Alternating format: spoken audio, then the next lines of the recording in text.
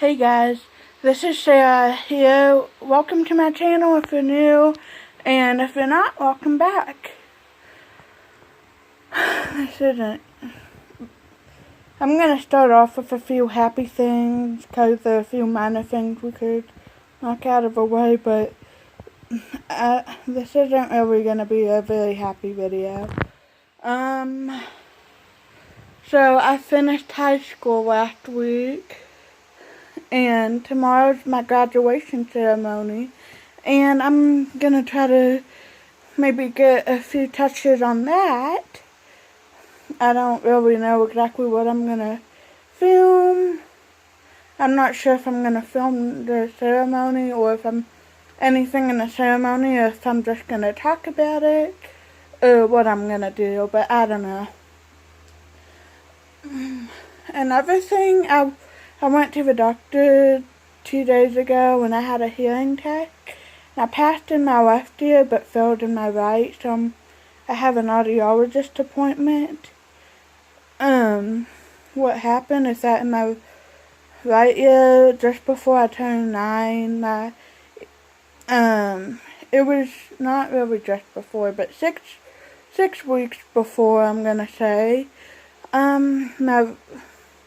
I had a fever, and I guess maybe a mini flu. I don't know what I had, but I don't know if this is related or not. Come to think of it, I think it is, but I'm not sure. And what was I gonna say? For about a week, I was still coughing. I had a fever and missed school for 2 days. And then when I came back to school, I was still coughing. And then that coming weekend, my right eardrum ruptured. So most people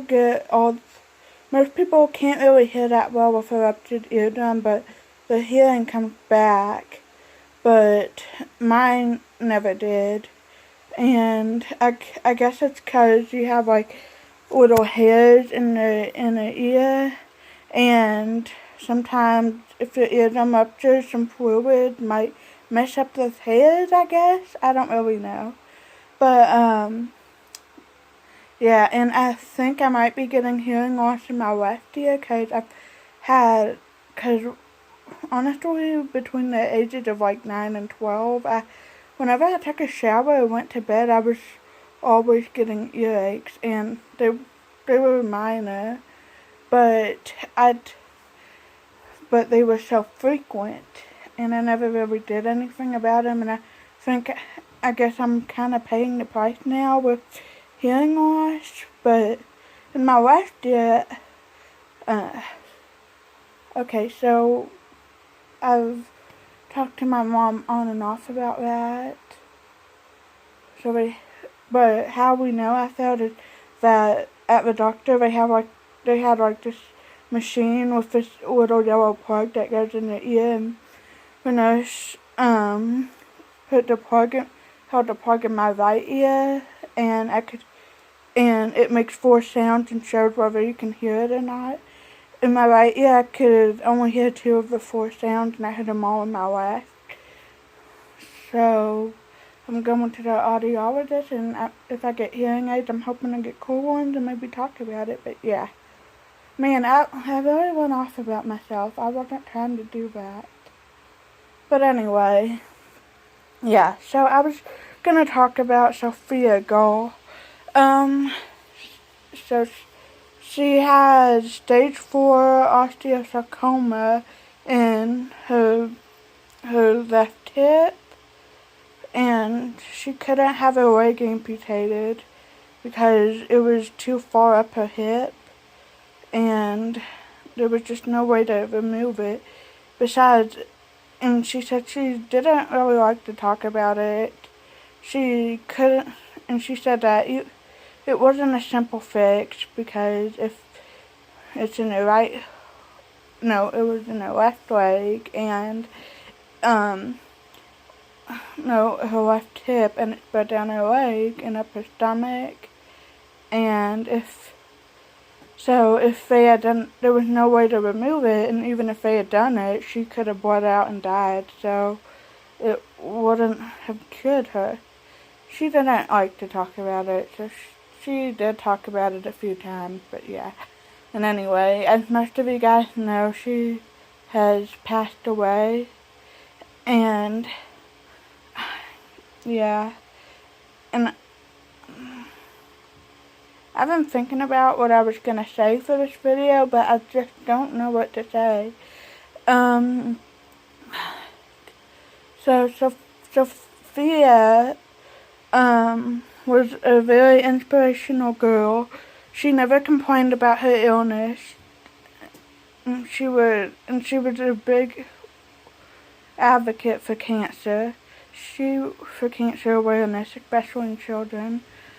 About a year and a week ago now, she had posted that she was terminal, and she mentioned that it can't just keep happening to people. We need to find awareness and a cure for cancer, and we have to do things to make it happen to less people. And so her story is, when she was 13, she was a major soccer player, and they thought she had pulled some muscle or something. I don't know what, because she was having hip pain. And in June 29th, 2015, I think, they found it was osteosarcoma, stage 4, in her hip, and she wasn't a candidate for surgery.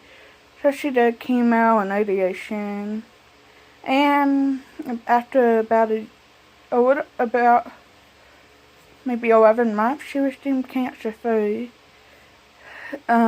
She had gone to America for proton therapy in Florida to make her get into and stay in the medicine, and when she went back to school, and she was gonna go to Thailand with her class, but unfortunately, around the end of October, early November 2016, she relapsed, and it was not only in her hip again, but there was also a tumor in her right lung, and she had half her lung removed, and she had chemo and several rounds of radiation to her lung. And then after 6 months, she had a scan to see how her cancer was going, and they expected her to be in remission. Unfortunately, the cancer was much worse than they had ever imagined. The cancer in her lung had thankfully cleared up. However, the tumor in her hip spread down her leg, and I guess it was spreading up to her stomach, and I'm not sure where all it spread, but there were no options left. Radiation was an option, but it wouldn't have cured her, and so she went on a big trip around the world, which Australians call a holiday. She was Australian, and she went to America and met some of her cancer friends, like Mary Dalton, the girl from Team Ellery, I don't know her last name, and some others. And yeah, I don't remember what all she did.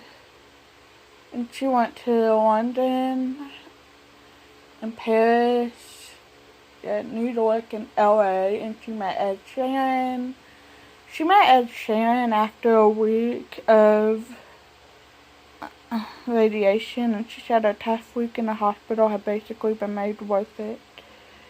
So yeah, but then she got home from her holiday in September 2017, and basically her leg died. It stopped working, basically, and so she only had her right leg to use, and she used crutches to get around, and that became hard towards the end of her life. so she had become bedbound pretty much since right after she got home from a holiday. She was almost bedbound, and she made a few videos here and there, and would post on Instagram here and there. But unfortunately, her health was failing too much to spend much time on the media.